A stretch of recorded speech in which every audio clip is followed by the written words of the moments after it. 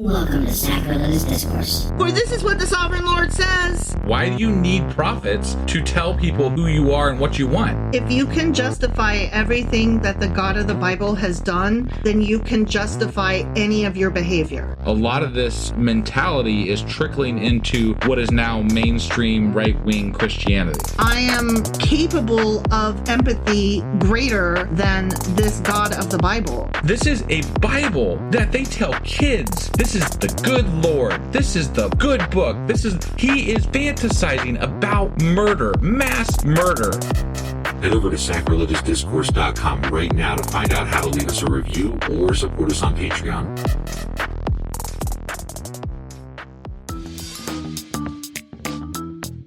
Hey there, sinners and saints. It's your favorite Bible-bashing duo from Sacrilegious Discourse, and we need your help. That's right, folks. We're raising funds for some heavenly equipment and a studio that doesn't sound like it's in the depths of hell. Our current setup, let's just say it's more apocalypse than audiophile. So if you want to hear us dissect the Bible without the background noise of demonic squirrels, chip in a few bucks. We're aiming for $5,000 to upgrade our audio and build a studio worthy of blasphemous banter. Donate today and help us spread the good word of atheism. You can find a link right on our homepage, sacrilegiousdiscourse.com. Every dollar counts. Even if it's from your collection plate.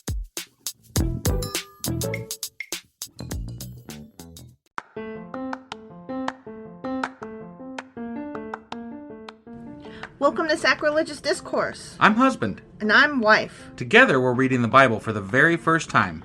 We grew up without religion and wanted to know what all the fuss was about. Well, what have we learned so far? That God is a dick, and apparently some people believe in talking donkeys. We're not trying to pass ourselves off as experts. Nope, we're just reading the Bible for the first time and giving our first take reaction. If you'd like to join us in this venture, you might consider starting at episode 1. Otherwise, jump in wherever you like.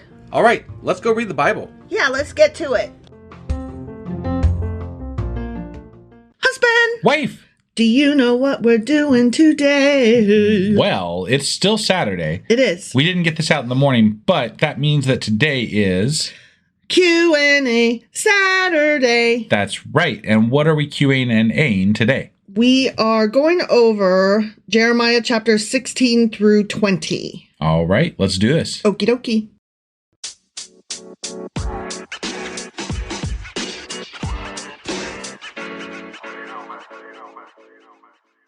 All right, we are going to do a Q&A. Okay. Over chapters 16 through 20. Yeah. And I'm just going to go through and point out some shit that we missed the first time through. Sure. And I think we missed some of it on purpose so that we would have a Q&A to go over. Yes, but there wasn't like any one particular thing that was more than and that's the answer to that. Boom. Right. So that's why I kind of saved them all up. We'd gotten into a habit lately of maybe covering too much during our weeklies and left us nothing to talk about sometimes on the Q&As. Sure, so. And I had to find a topic then. Right, yeah. So and we've been trying to leave some things for the Q&As. Sure.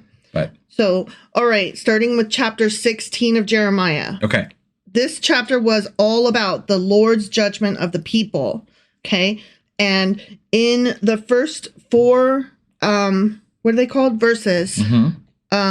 Jeremiah was commanded to not take a wife or to father any children. Remember? Right, yeah. That was in verse 2. You shall not take a wife, nor shall you have sons or daughters in this fucking place. That's what Jeremiah told us anyway. Yeah. Yep. So in ancient Jewish culture, which I kind of mentioned this at the time, and among many observant Jews today, it was a shame and a dishonor to be single and childless. So it was like he really stuck out like a sore thumb. Sure. And we did kind of say at the time that maybe this was his beard. Right. Yeah. Like needed a reason not to have a wife. Reason to, be single. Right. Marriage and childbearing, of course, were expected, and celibacy was highly unusual, not only in Israel, but throughout the Near East. So Jeremiah's obedience to God's command would definitely attract attention. But I found this interesting. Biblical Hebrew does not even have a word for bachelor. Really? Yeah. Interesting. So he definitely was like, what even do we call you? Right. He was way outside the norm. Yeah. Wow. Sorry. If anybody heard that, that was our kitchen throwing shit on the ground. I just assumed you were going to edit that out. No. Oh, okay. Okay. All right. Well, then verses 5 through 7, Jeremiah was commanded not to mourn with others. Okay. So verse 6 reads, both the great and the small shall die in this land. They shall not be buried, neither shall men lament for them, cut themselves, nor make themselves bald for them. Okay. So there's a lot going on in that verse. Yeah. In this verse, like we missed this the first time through. He wasn't just instructed not to mourn. He's being instructed not to attend any of the funerals. So he can't even go to the funeral, and then not mourn at the funeral. Okay. He's got to stay away from them completely. Right. And this is done as a warning that when Judah falls, there will be no funerals, since the dead will lie unburied. Well, because it's going to be war. He's sending people after them to kill them all. Yeah. And the bodies will be left hither and yon. Right. And that's what happens in wartime because, obviously the people killing them, unless they're going to stay there and live there, don't care about cleaning them up. And they're not going to let the people back to get them. Exactly. So, but he's telling him, you not attending funerals now is one of the signs these people should look at. I have this feeling that the people that he didn't attend the funerals for were like, man, thank God fucking Jeremiah's not here. Jeez, I know. Guy's a weirdo, man. What a naysaying butt. So breaking bread in time of mourning was one of the culturally accepted mourning practices, whereas the act of cutting themselves while in mourning was one of the many disobedient imitations of pagan rituals for the dead, which they had adopted. Because, again, there was a lot going on in that verse. One of the things was that they're not going to be buried, and they shouldn't, celebrate all of that, and they should not make themselves bald for them or cut themselves. Right. Okay. So these were rites of self-mutilation in which the mourners cut or gashed themselves and shaved the head and the beard, and they seem to have been widely practiced even though they were forbidden in those areas. When we've talked about that too, but there was a lot of things that they refused to let go from older practices. And I don't know that they were even older practices. I feel like this was all just kind of things that the Israelites did back then. And there was this other group of people like Jeremiah who was like, no, all those things need to go away. And they're like, but why? Yeah. Like, you're weird. Stop telling us what to do, weirdo. Right. Yeah.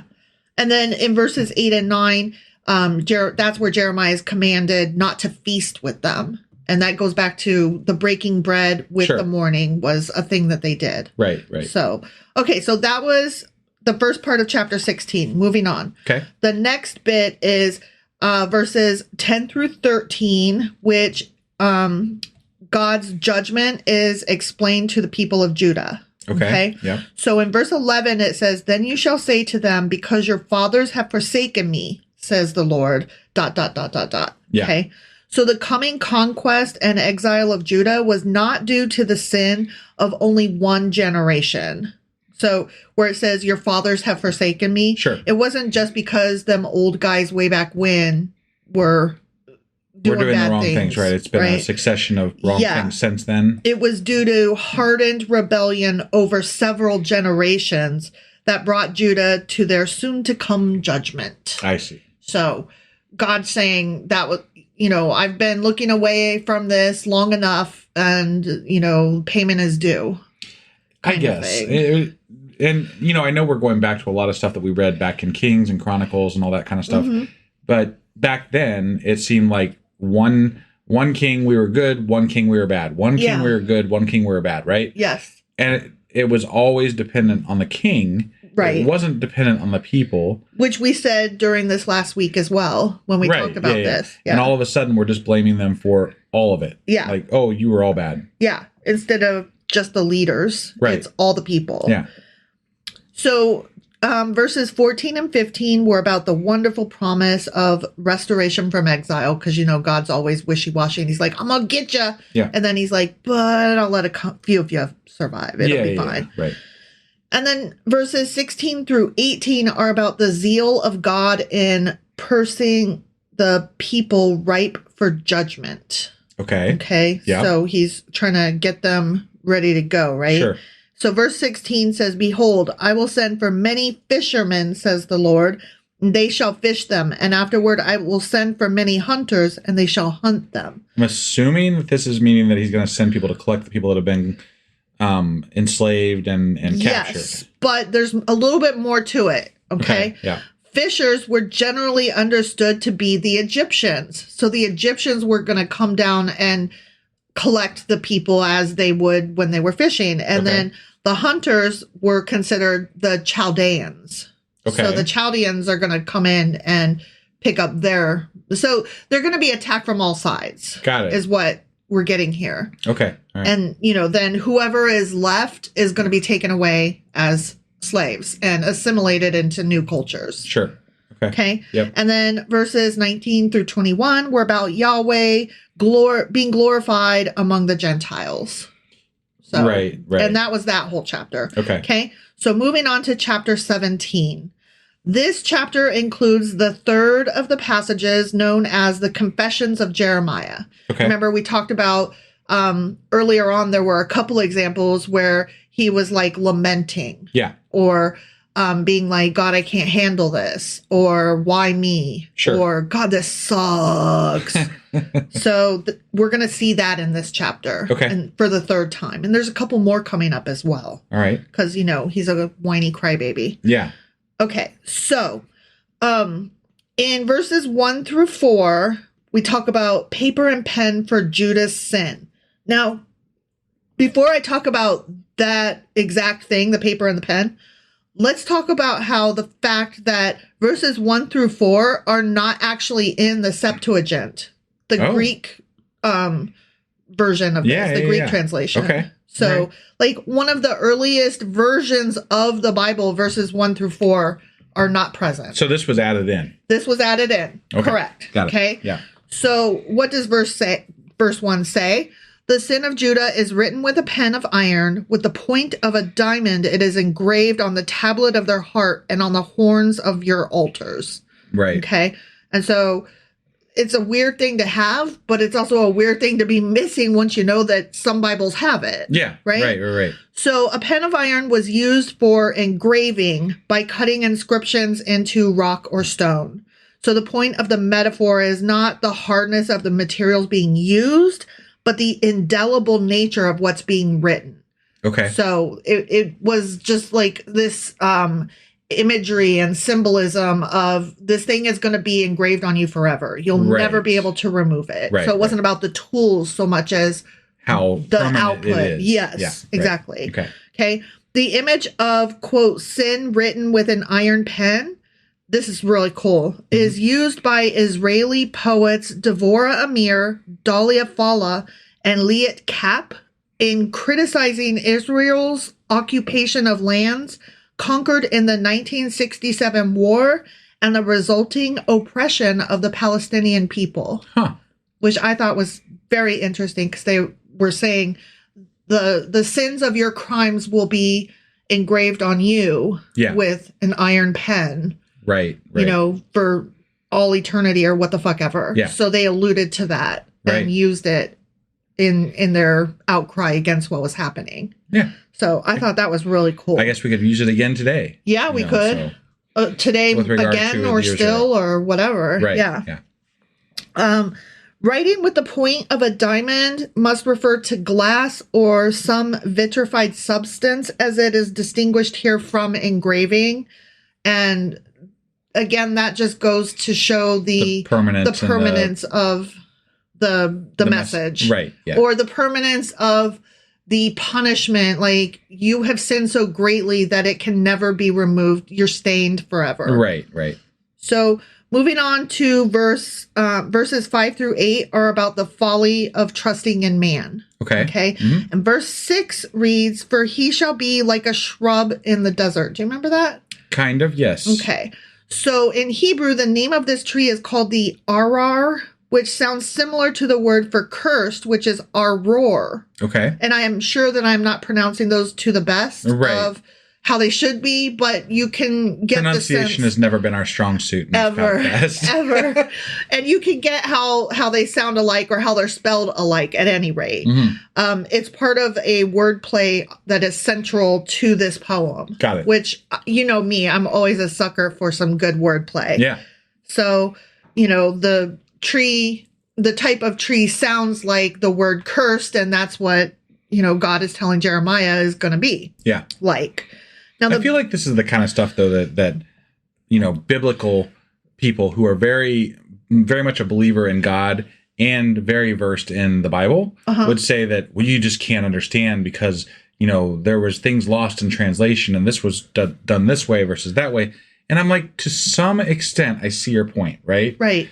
But to some extent, I'm like, but the message is still the message. And we can dig into this as much as we want to. And We've done some of that out. We've done that research, and really, it doesn't change the messages dramatically. Right. It's just little quips about things that they wanted to emphasize, or they wanted, sure. like it does make some difference in how it reads. Sure. But overall, the message is still the same message. God is still a dick. Right. Like you can phrase it differently, and you could take out maybe a couple of the times that we got it wrong, and he wasn't actually a dick. Well, you're not taking out the message, you're taking out the poetry. Right? You're taking out the part that would have been, clever or beautiful. Yeah. Right? That's the only thing that's missing. It's not the message. The message is still there, and we can still interpret the message the way it reads. Which is that God is a dick. Right. It might even be easier without the poetry because you don't get lost in that. Right. Exactly. So. Yeah. Because I can go down the road forever with like symmetry and the poetics and the rhyme schemes, that kind of thing. Right. Let's not. Yeah. So the Bedouin refer to this tree as the cursed lemon or the Sodom apple because it grows in the desert salt lands that surround the Dead Sea where Sodom and Gomorrah once were. Oh, gotcha. So I looked up cursed lemon because I was like... That's cool. I want to know more. So there are musical bands named Cursed Lemon. Oh. There are all kinds of allusions to Cursed Lemon. So I wasn't the only one that read that and was like, that's badass. That's so cool. Like there's a lot of stuff about it out there on the Googles. So moving on then, according to their legends, when God destroyed Sodom, this is the Bedouin legends. Yeah. He cursed the fruit of this tree so that the tree's fruit, when opened, makes a psst sound like air being released from a tire. Okay. And the fruit itself is said to be hollow and filled with webs, dust, and a dry pit. Interesting. Right? Yeah. Yeah. So that would go towards the Sodom apples. Got it. Yeah. Got it. Okay. So that's cool. Yeah. Okay, so verses 9 through 10 were about the folly of trusting one's own heart. Uh-huh. He talked about how, you should trust God, not yourself. Right. Okay. And then verse 11 was about the folly of trusting in riches. And verse 11 reads, as a partridge that broods but does not hatch, so is he who gets riches but not by right. It will leave him in the midst of his days, and at the end he will be a fool. Got it. So we talked about this a little bit during the week, but I just wanted to hit it up again. Here, Jeremiah states a proverb meant to show the foolishness of trusting in unearned riches. According to this ancient proverb, a partridge sits upon the eggs of other birds.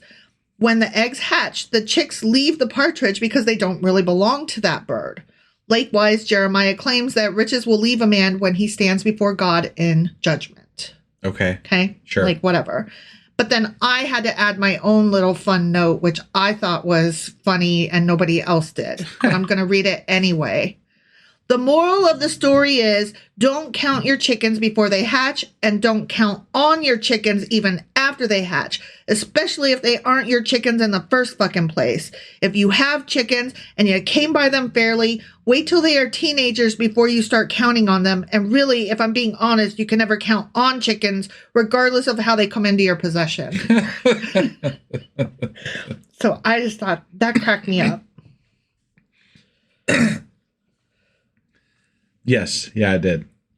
You are being about noisy today. All right. So moving on. Verses 14 through 17 were about a prayer for deliverance and defense. And then verse 18 was a prayer for the justification of God's prophet. Judge prophet. Who's Judd? I don't know. Anyway, a justification of God's prophet. And then keep going, run along through this, okay? Verses 19 through 23 were about Jeremiah delivering a message to the people, obey God's command of the Sabbath. Remember that bit? Right, yeah. And he went on for a while about that. It did, yeah. And then verses 24 through 27 were a promised blessing for obedience and curse for disobedience. Sure. Okay. And verse 24 read, and it shall be, if you heed me carefully, says the Lord, to bring no burden through the gates of this city on the Sabbath day, but hallow the Sabbath day to do no work in it. And then verse 25 continues, they and their princes, accompanied by the men of Judah and the inhabitants of Jerusalem, and this city shall remain forever. Okay. Right, yeah. So we're going to talk about that a little bit. Okay. So Jeremiah spoke for the Lord and promised the people of Jerusalem and Judah that if they radically obeyed even just this one command, which we kind of talked about this. We did, yeah. We were like, so all they got to do is the one thing, right, obey the Sabbath or respect the Sabbath and you'll be good, huh? So if they would just radically obey even this one command, God would preserve their city and their kingdom. It wasn't that the Sabbath was the only command important to God. But he's just like, if you can just get one goddamn thing right. Yeah, exactly. This offer to Jerusalem and Judah was simply a testing point. If they were willing to radically obey God on just this one fucking point, it would indicate a true repentance and submission to God that would extend to all the other points. Okay. So he was like, I'm going to grade you on a curve. Right. And they were like, meh. So this one point of obedience or disobedience would stand for all the others. This is like pass or fail, you know? You know, if they had done it, we would have never heard about this. Hypothetically, you know, God would have moved the goalpost. Right, yeah. Like it wouldn't even been this is just some prophet/priest person sitting there going, I just need you to do this one thing for us and he'll forgive us all, right? Yeah, yeah. Whereas there's other people out there still saying, you know, we're in good shape, right? Like they're all saying these different things that are happening. Yeah. And this one guy's like, if you just do this one thing perfectly, then we'll be okay. But obviously it didn't work out. They still got conquered. They still got captured. They still got killed. Exactly. So that's God let it happen. That's why we know about it. That's why it's a thing, because Jeremiah was like, if you just do this, and then according to him, they didn't. So now it's a bad thing, and it caused bad things, and now that's the lesson that we're supposed to take from this. But the bullshit of it is that if they had done it, we would have never even heard about it. And I said this earlier in this week, I think, at some point. Mm-hmm. The only reason we know about these things is because at some level, Jeremiah ended up being right. They got captured, killed, you know, enslaved, etc. Mm-hmm. And he was the one pitching these messages of doom and gloom. And so they're like, well, we probably should have listened to him, because if we just listened to him, we'd be okay. Yeah. But that's also bullshit. Yeah. Well, that's what I'm saying. The people were going to conquer him one way or the other. It God would have moved the goalpost and there would have been a different reason. Right. Yeah. You know, well, I said that, but you didn't do it in your heart the right way and it wasn't enough. It was too late. Yeah. Or whatever. It's bullshit. Yeah. It is. What I found interesting was some of the notes compared this to how the obedience or disobedience for Adam in the Garden of Eden stood for all other sins. That, you know, do this one thing correctly. Right. And that, you know, is the end all be all of all time. Punishment or living in the Garden of Eden. Yeah. You know? Yeah. All right. So that was chapter 17. Sure. Moving on to chapter 18. Okay. This chapter includes the fourth of the passages known as the Confessions of Jeremiah. All right. Okay. Yep. So verses 1 through 4, Jeremiah visits the potter's house. Remember this? Yes. With the fucking clay? Yeah, this was amusing to me. Yeah, it's stupid to me. Verses 5 through 10 cover God's right to deal with his people as he pleases. And you and I discussed the morals of just because you can doesn't mean you should. Right, right. And then verse 6 reads, O house of Israel, can I not do with you as this potter, says the Lord?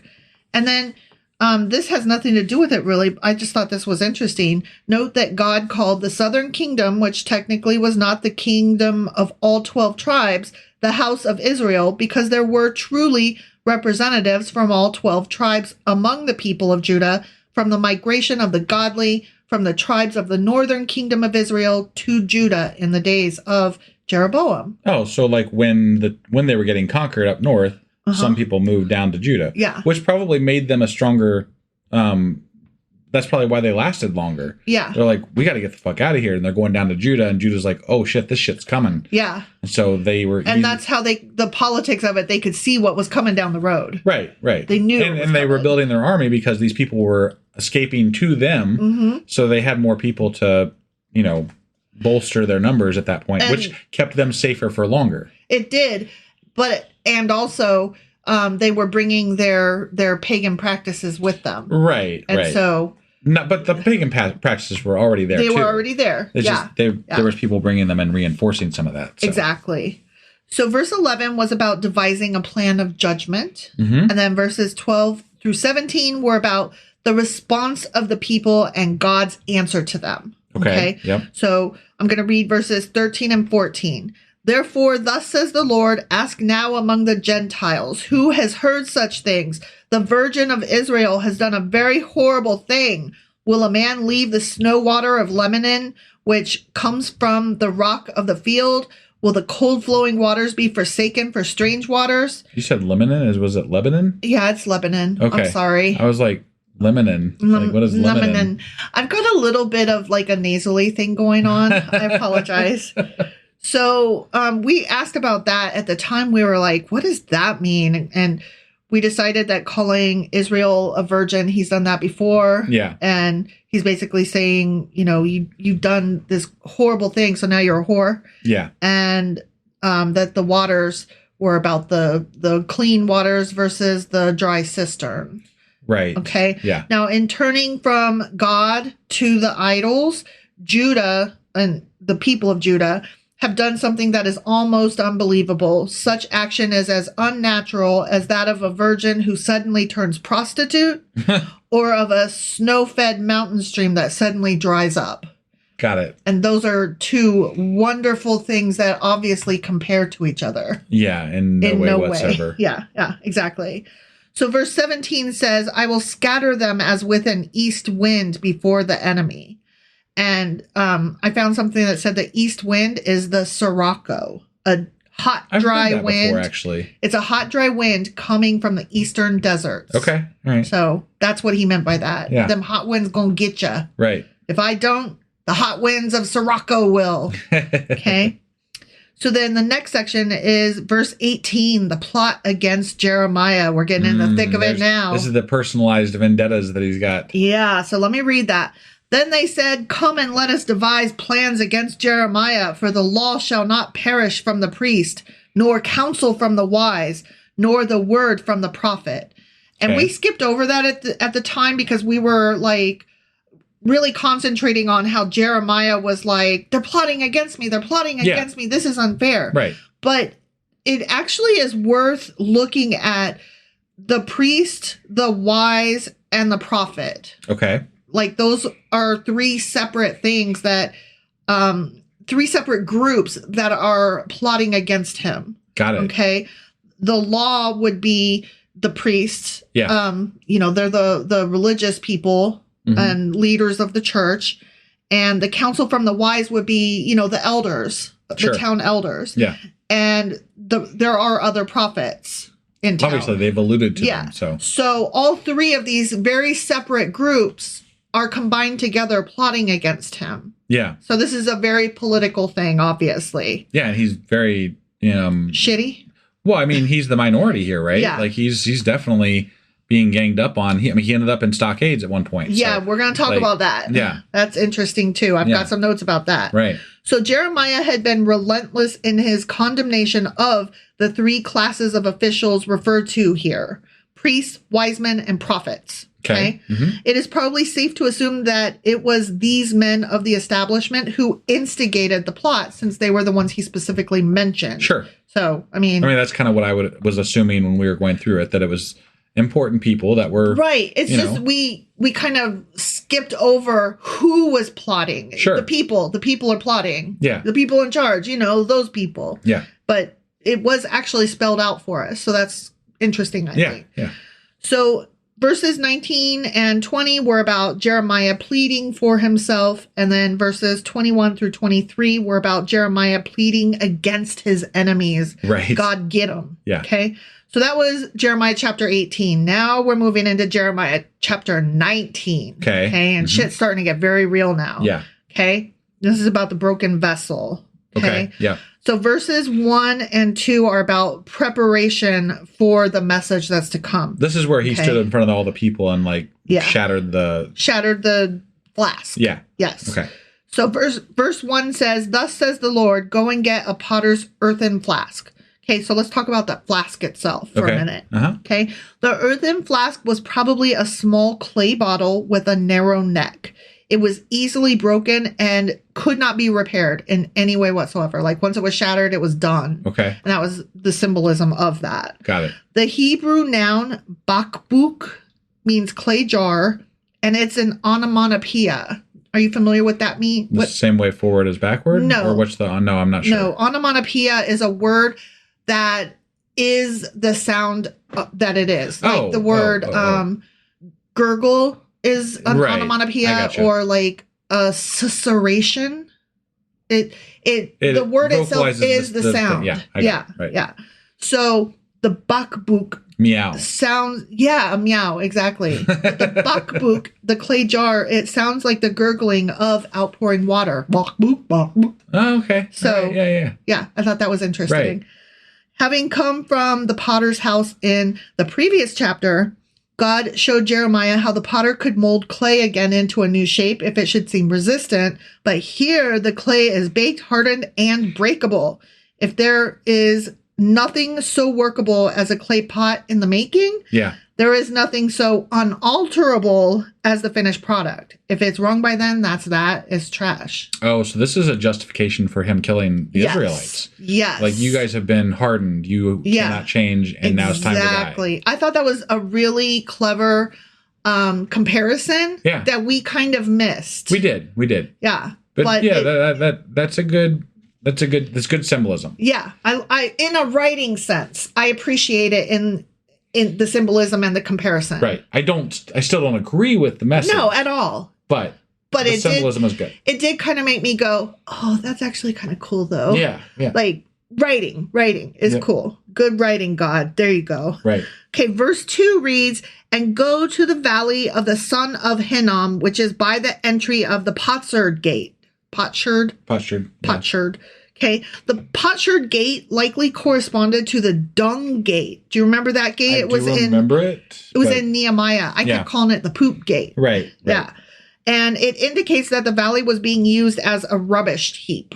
Okay. Mm-hmm. And it must have acquired its name from the fact that potters whose workshops were near the gate dumped their broken vessels beyond the gate. So that would be the potsherd gate. Yeah. Oh. And dung gate, seems to indicate they dumped some shit out there too. Right. That's where all of the animals' poop got scooped to, and probably the human poop as well. Plumbing back then, so they just piled it up at the gate. Right. That sounds yummy. Mm-hmm. Okay, so that happened, and then verse 3 was about the beginning of the message at the potsherd gate. Remember, he's standing there shouting shit. Right. Verses 4 through 5 is the reason for the catastrophe to come, which we already know is because God's mad and because the people suck or whatever. Right. And then verses 6 through 9 are about the description of the catastrophe to come. So before it was the reason, now it's the description. Whatever. Who cares? Okay, so verses 10 through 11 are about the breaking of the flask. So he throws it down and breaks it. Yeah. And then there's some who say that it's very likely that he emptied it out first because to make that sound, that bloop, bloop, bloop, bloop. Yeah. Okay. To symbolize because it would have been a dramatic thing to do, to empty it and then break it. I got it. So there's people who study the Bible and the phrasing and all that stuff and say it's likely this is the way it went down. Yeah, exactly. Okay. Which I'm like, I can appreciate that. Yeah. Sure. Okay, sure. Okay. And then 12 through 13 is the meaning of the broken glass. And then 14 through 15 is after the message of the broken glass. I have to wonder if they walked on the broken glass. Walking on broken glass. Is that where you're going with that? Yeah, that's where I was going. Okay. Jeremiah chapter 20. We're about to wrap this shit up and bring it home. Okay. Yep. And this was kind of my favorite because the stockades. Yeah, right. Okay. And the smacking Jeremiah around. got punished. He got smacked. Okay, he got more than smacked. Okay, I'm going to tell you some shit here. Okay. And look, I'm no fan of Jeremiah, but he got beat the fuck up. He got beat the fuck up. Okay. It was not pretty. Okay. So this chapter includes the 5th of the passages known as the Confessions of Jeremiah. Okay. Yeah. So he has been arguing with God a lot. He has. And I can see why after this chapter. Okay. So verses 1 through 2 are about Jeremiah being God's spokesman from the stocks. Yeah. Okay. So let me read verse 2. Then Pashur struck Jeremiah the prophet and put him in the stocks. Yeah. Okay. For one thing, that's the first time in Jeremiah that he's been referred to by title Jeremiah the prophet. Right. So we kind of missed that, but it was pointed out that, hey, just so you know, that's a thing. We did point out that there was a narrator. We did. But we didn't pick up on that specific thing. Yes, that's correct. But that was because what is about to happen to him is like so awful that respect of his name and title is being given to him, is being granted. Sure. Okay. Yeah. So Pashur is the chief officer of the temple, and he was furious at Jeremiah's words. And so he arrested him, flogged him, and imprisoned him for the night. Okay, so Jeremiah was not just smacked, FYI. He was beaten quite badly. He was beat the fuck up. He got flogged. Damn. Yeah, that's what struck means. He got struck. Okay, and all right. So they flogged him, and it was likely about 40 times. Damn. Yeah. So that's what that meant. Yeah. And then But you know, and look, as bad as that is, Jeremiah was saying he was a rabble rouser. Well, yeah. He was that, but he was also telling God that they wanted to kill him. They literally have him in their possession. Yeah. And they're not killing him. And look, again, what they did to him was not fun. And not good, and I don't approve of it. Right. But he's telling God they want to kill him. And then they let him go. Right. So I just want to clarify that point because no, that's fair. He's telling God something that didn't actually happen, even though they had him. But here's another argument against that. Maybe they were like, because remember, they let him go the next day, which I'm about to get into. Okay. Maybe they told him, we're going to let you go. This was just a taste of what's to come if you don't shut the fuck up and stop your shenanigans. I guess that could be. I imagine that's what it was. Okay. All right. That's just me. Like, you don't just flog somebody 40 times and then lock them up in this device that I'm about to tell you about. Yeah. And then let him go the next day and then everything's all better. But then the fucker walked out and he started talking shit again. Yeah. I mean, I'm just, Yeah. Whatever. He did. Okay. So let's talk about the stocks. Yeah. Okay. Okay. The stocks were a form of scaffold in which prisoners were detained in a crooked or confined position, which produced muscle cramps. Oh. Okay. That's the horrible. Hebrew word is formed from the verb to twist, implying that this twist frame clamped the victim in a position that would become increasingly distressing. Their function was to inflict cruel and inhuman torture upon the hapless victim. Oh. So that's what I'm saying. So this wasn't just like putting your head and arms through a board. No, this was not like how you picture the stocks. Right. Okay? Okay. He was flogged, and then he was put into this torture device, and then the next morning let go. I'm positive that they must have told him, this was nothing.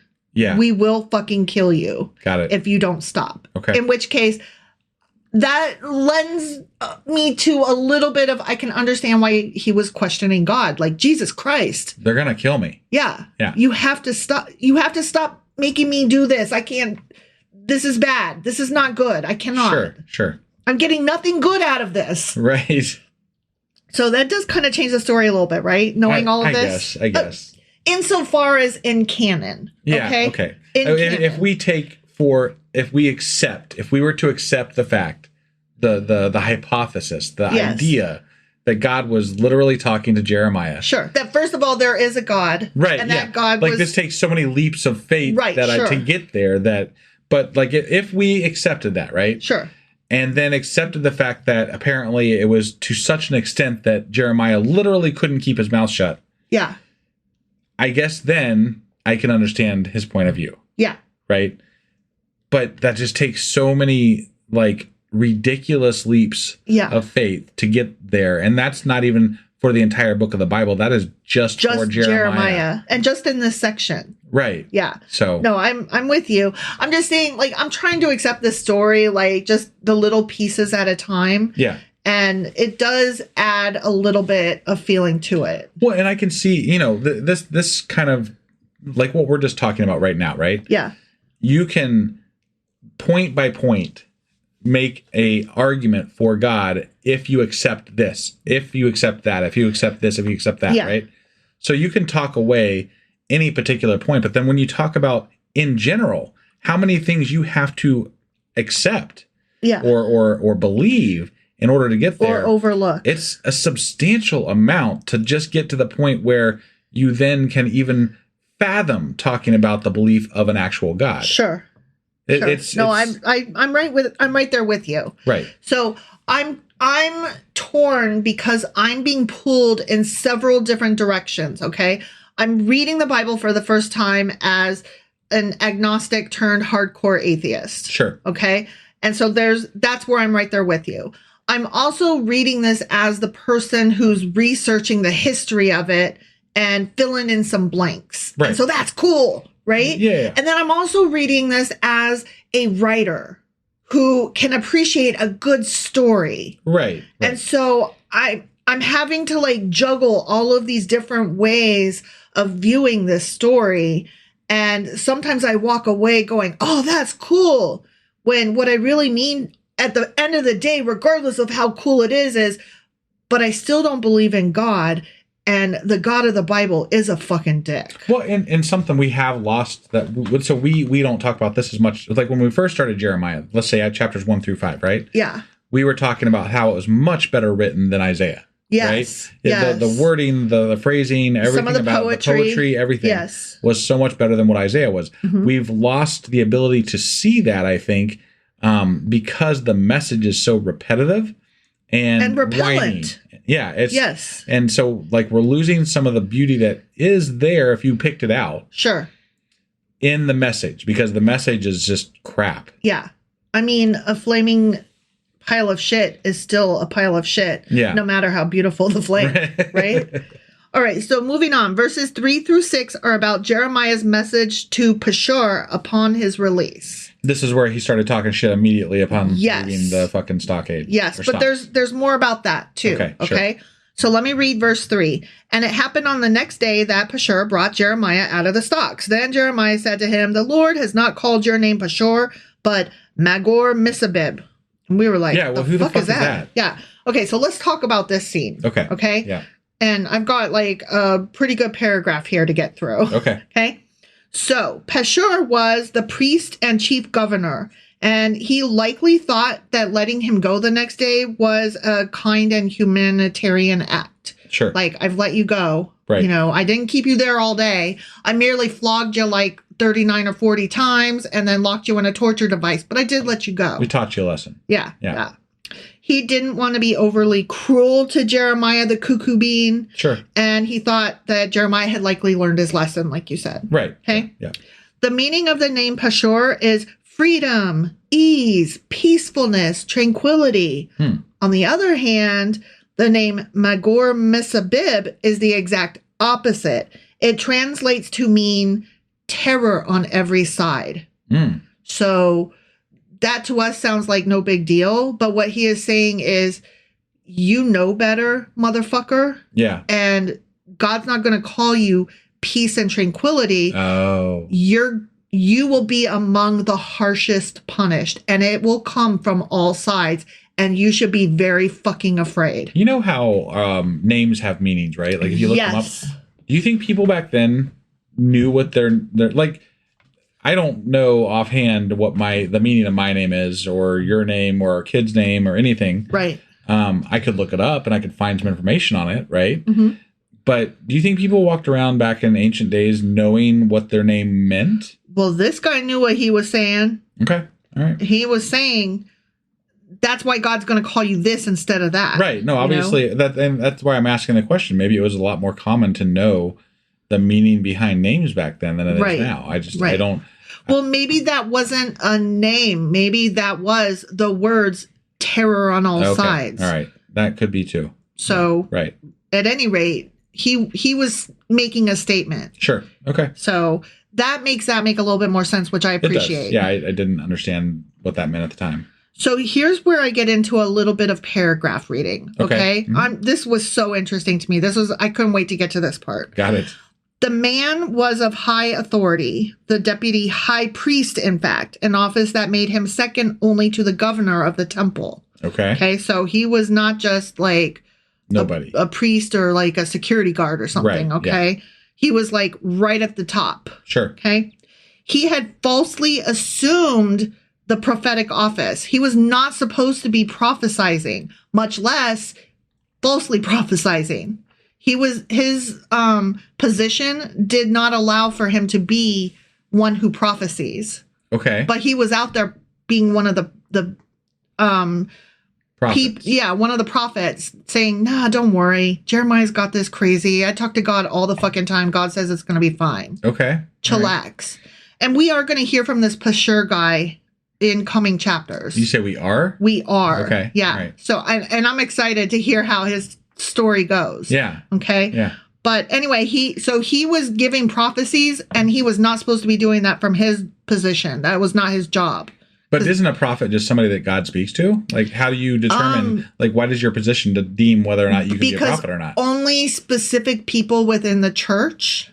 Like, he was more in the legalic side, the legalese. Okay. And he was not supposed to be, it just wasn't something but was Jeremiah in a position to Well, his family was one of the wealthy families that were likely the ones that held the Ark of the Covenant at one time. And so, yeah, he has a background in being closely tied to this God. Okay. So, it just seems like an awfully convenient excuse to where Jeremiah can prophesy and then this guy can't. That's all.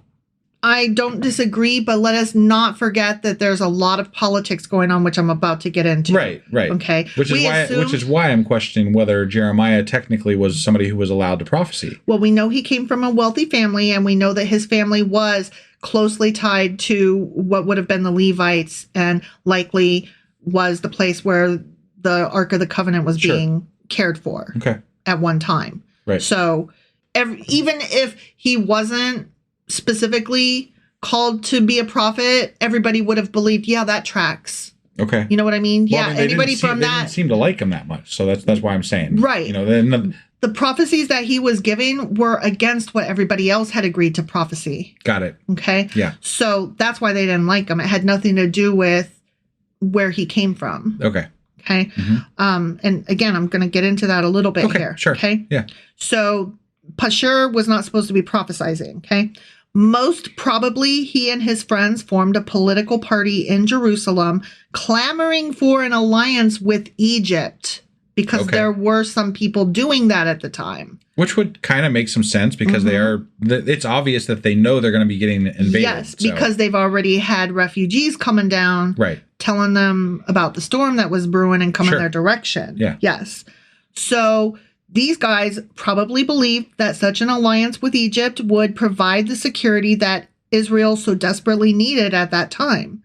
Jeremiah's stern prophecies were a threat to Pashur's position. Got it. And the drastic action against Jeremiah was designed to support Pashur's evil policy, which, of course, he backed up with false prophecies, an act that he was not authorized to perform in the first place. Got it. So there was so much politics going on. Yeah. That him letting him go was supposed to be a show of power. Okay. Like, I have magnanimously released you from the stockade. Sure. The torture device. Yep. And Jeremiah came out not thankful, but pissed. Like, I'm pissed at God because they're trying to kill me and you're making me do this. And this is bullshit. Right. And then he's telling Pashur, you know, don't do me any fucking favors. Right. You know, it's coming for you regardless. Yeah. And, you know, now you're getting it worse than you already were, because now you are 100% actively involved in trying to shut down what I'm saying. Right. And everything about you is wrong. Right. Right. So I could understand now why he's so fucking wishy-washy and like, he's like, save the people. God, I hate these people. Save the people. Ugh, these guys. You know, save the people, except for those bastards. I guess. Yeah, I still, I mean, like a lot of the things, it doesn't change my opinion on what I've said about how God is treating them as a whole or anything like that.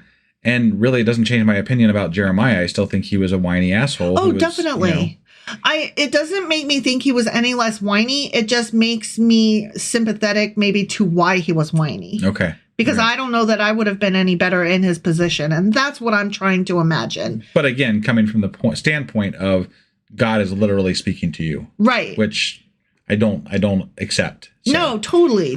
I still think that he was a cuckoo bean. Yeah. But reading this part let me just view it as a story. Sure. You know, and how are the characters moving and character motivation and all that. Yeah. The writer in me was really appreciating all of this part. Right. Okay. So moving on, verses 7-8 were about Jeremiah speaking to God of his own faithlessness. So in verse 7, he says, Lord, you induced me and I was persuaded. And remember, I took offense to the word induce. Yes. Fuck off. Okay. So Jeremiah seems to be saying that he had understood his relationship to Yahweh to be something like a marriage bond. But now he's claiming that he had been deceived, enticed, or seduced by Yahweh, who had used him and tossed him aside. Because he's like, I just got beat the fuck up, put in a torture device. Right. And they are threatening to kill me. This is bullshit. I didn't sign up for this. Why didn't you stop them? Yeah. Like, how am I supposed to keep believing that you got me? Yeah. You know? Yeah. And it was the torture he endured in the stocks that drew from Jeremiah this last outburst toward God. Okay. Okay. Yeah. So then in verses 9-10, Jeremiah resolves to stop his prophetic work. But then in verses 11-12, he talks about his confidence in God, which is great. But then, in verse 13, he praises mighty God. But then we get to verses 14-18 to finish out the chapter, and grief and depression strike again. Right. It's like he talks himself up and he's like, okay. God is great. God is good. I'm gonna do this. Yeah. But then he's like, but God damn, my arms hurt. All my legs hurt. My body. God, this hurts. This is stupid. What am I doing? Yeah. And I gotta be honest. You know, if I was having this personal talking relationship with God. Yeah. I'd be like, why didn't you stop this shit? Why didn't you kill Pashur? Why didn't you make him be captured? Why didn't you do something to make this not happen? Yeah. And it kind of makes sense why he would be like, if you're going to kill all these fucks, make sure he's top of the list, would you? Right. No, and again, in canon. I can story understand world. That. Yeah. So.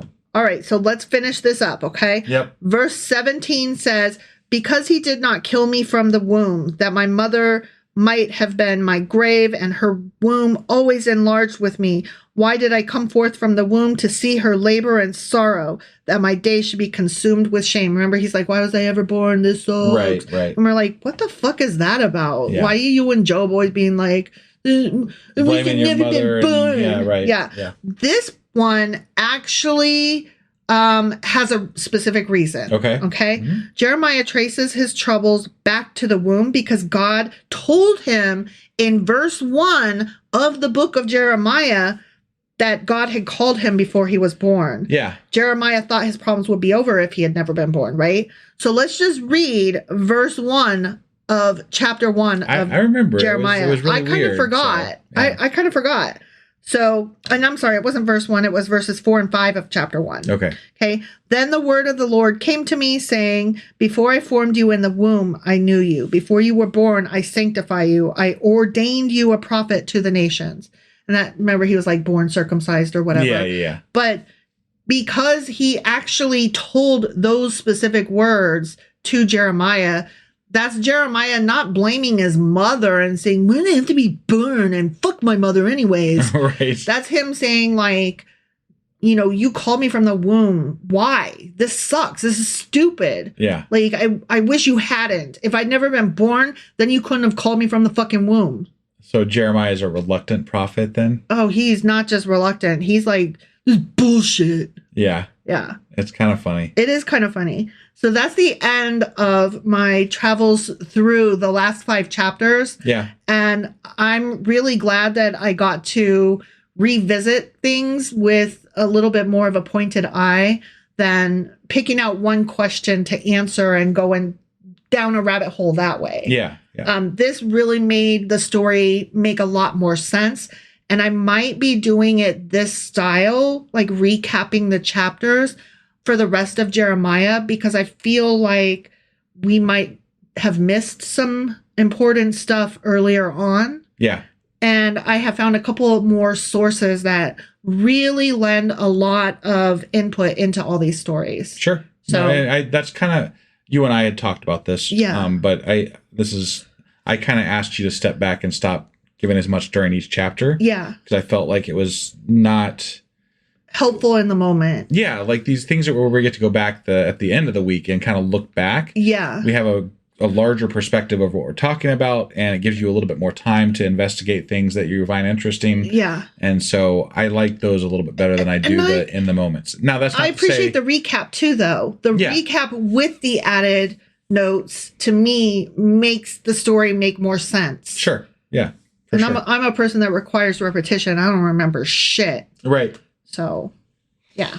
All right. Well, that was our Q&A for today. Yes. All right. Which means that we will be back tomorrow on Sunday with our Patreon. And then I will get out the weekly wrap up, and we'll be back on Monday with Jeremiah chapter 21. All right. We'll see you guys then. Bye.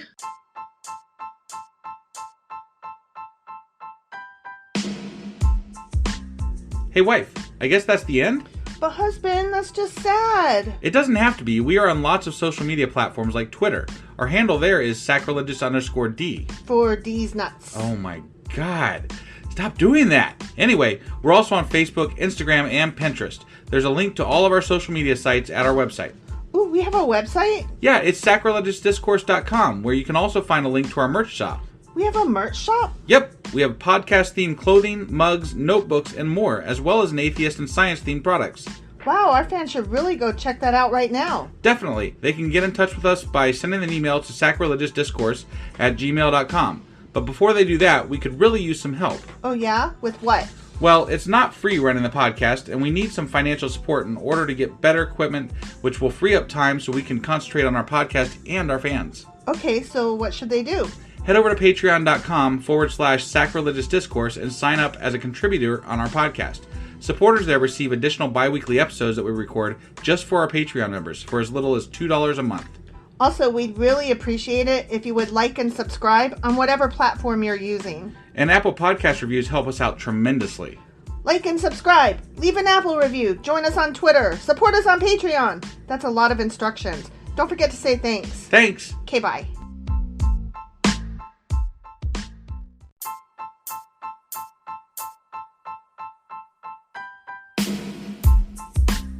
Hey, wife, I guess that's the end?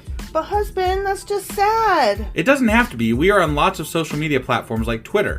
Our handle there is sacrilegious_D. For D's nuts. Oh my God. Stop doing that. Anyway, we're also on Facebook, Instagram, and Pinterest. There's a link to all of our social media sites at our website.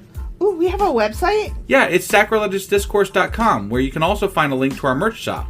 We have a merch shop? Yep, we have podcast-themed clothing, mugs, notebooks, and more, as well as an atheist and science-themed products. Wow, our fans should really go check that out right now. Definitely. They can get in touch with us by sending an email to sacrilegiousdiscourse@gmail.com.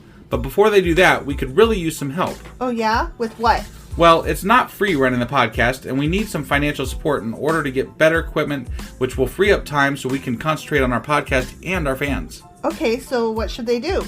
Head over to patreon.com/sacrilegious discourse and sign up as a contributor on our podcast. Supporters there receive additional bi-weekly episodes that we record just for our Patreon members for as little as $2 a month. Also, we'd really appreciate it if you would like and subscribe on whatever platform you're using. And Apple Podcast reviews help us out tremendously. Like and subscribe. Leave an Apple review. Join us on Twitter. Support us on Patreon. That's a lot of instructions. Don't forget to say thanks. Thanks. Okay, bye.